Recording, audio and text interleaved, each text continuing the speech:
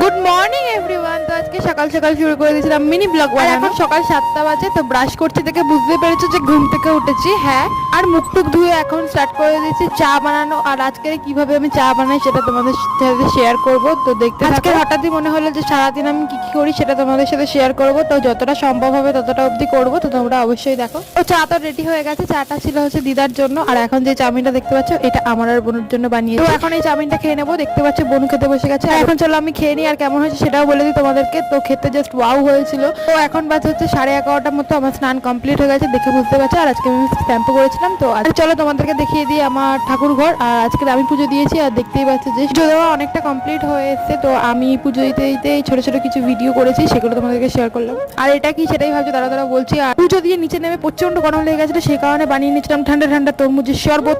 তো সেটাই এখন খাচ্ছি। তো ভিডিওটা এখানেই শেষ করছি। ভিডিওটা ভালো লাগলে কমেন্ট করে জানিও। আর দেখা হচ্ছে নেক্সট ভিডিওতে।